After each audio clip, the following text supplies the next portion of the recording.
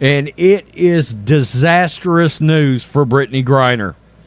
This comes directly from one of the aides. Quote, he keeps emphasizing the need to bring Griner home. However, very strong statement out of Russia today, and it looks really bad for WNBA.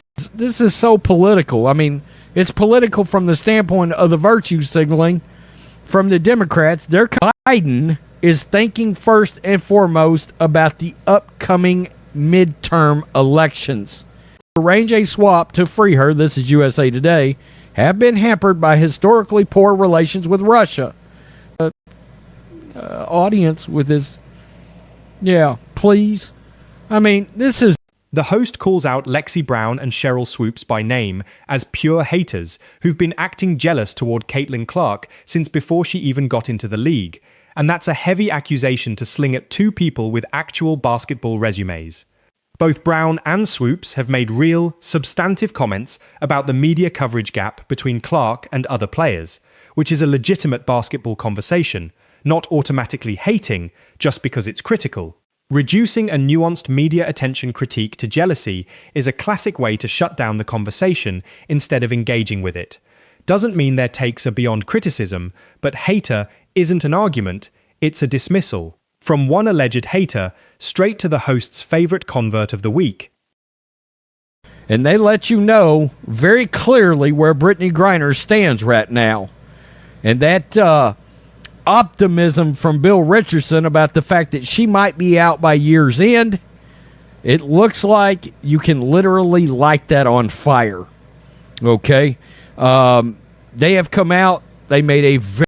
The host declares Robin Lundberg has officially crossed over after he said, "Give Clark the keys or take a hike," then pivots into calling coach Stephanie White Bonehead White, who needs to get out of the way.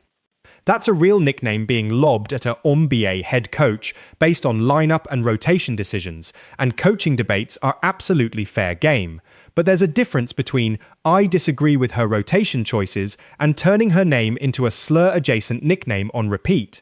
Stephanie White has a long coaching resume, including a WNBA Coach of the Year award earlier in her career, so dismissing her as clueless because of one stretch of games is skipping over a lot of context. Speaking of context, let's get to the moment that's actually driving this whole video.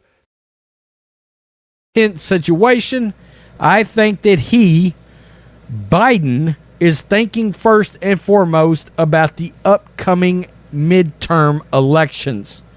Look, we said this Brittney Griner thing for the Democrats was a political ploy, and Biden was trying. Here's the soundbite the title's built on.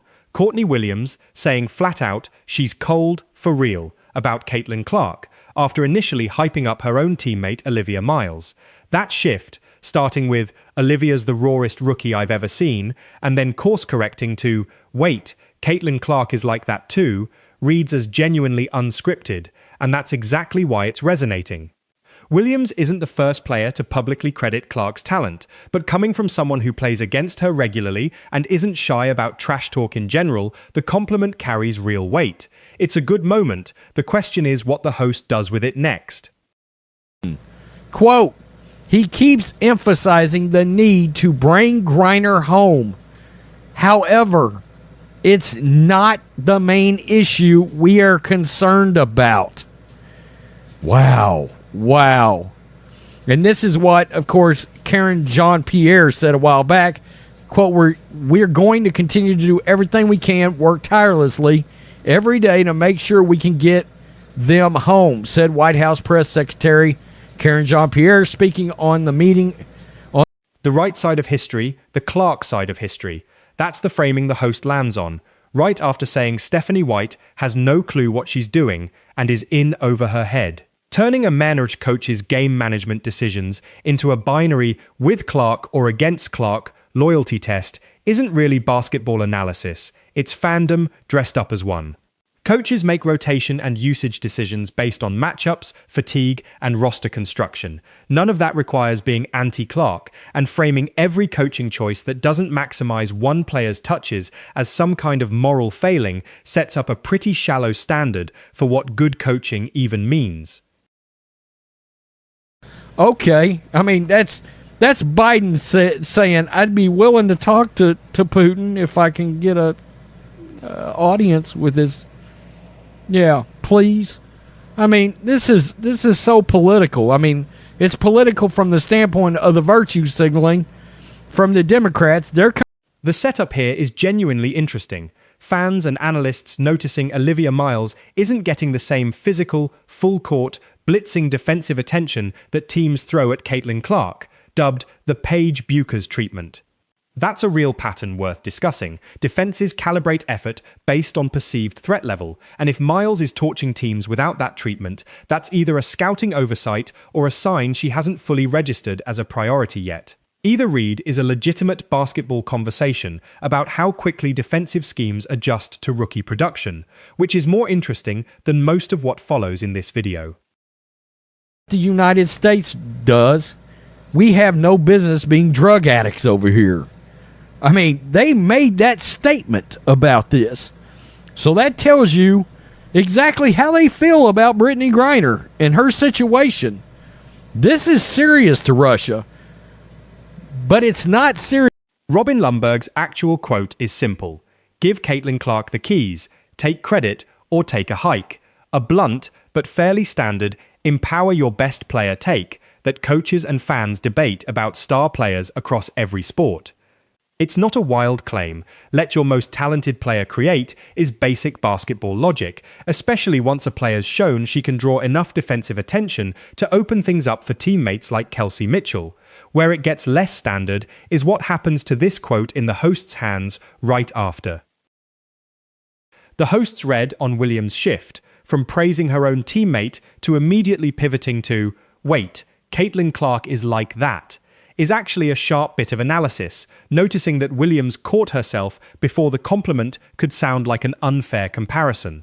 That kind of in-the-moment self-correction is hard to fake, and it's a more convincing signal of genuine respect than a lot of scripted, I respect her game, media day answers players give. Good catch by the host here, even if the video takes a much less careful approach in other spots. Venom's quote to Robin, "This is everything I was telling you last year, and you made excuse after excuse," is basically one YouTube commentator ribbing another for taking longer to come around on a take. That's low-stakes creator rivalry stuff, entertaining if you follow this specific corner of WNBA YouTube, but it's worth remembering this is commentary about commentary, two content creators debating each other's prior takes, several steps removed from anything happening on an actual basketball court. Natalie Nakase reportedly having Miles guarded with something like 25% of the Clark treatment and Miles struggling in the fourth quarter against Washington is a genuinely useful data point for the earlier defense conversation. It suggests that when teams do ramp up defensive pressure on Miles, even partially, it disrupts her rhythm. That's a small sample, one game, so it's worth being careful about overreading it, but it's the kind of in-season adjustment worth tracking over the next several games to see if it becomes a league-wide blueprint. And they let you know very clearly where Brittney Griner stands right now. And that optimism from Bill Richardson about the fact that she might be out by year's end, it looks like you can literally light that on fire. Okay? They have come out, they made a very...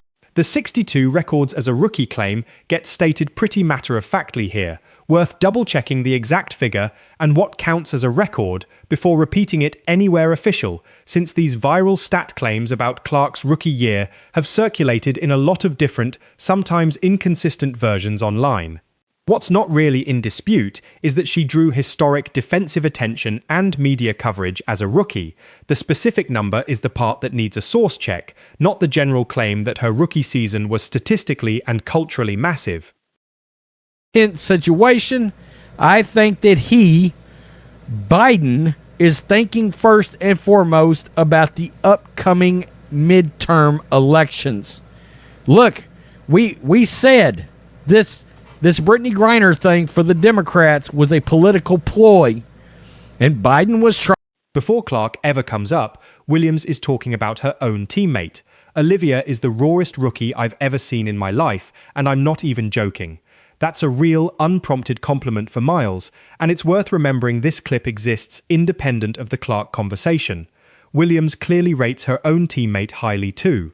It's a good reminder that this isn't a zero-sum, one rookie versus another situation. Williams seems genuinely impressed by both, which is a more interesting take than the "she picked a side" framing this video eventually goes with. Quote, he keeps emphasizing the need to bring Griner home. However, it's not the main issue we are concerned about.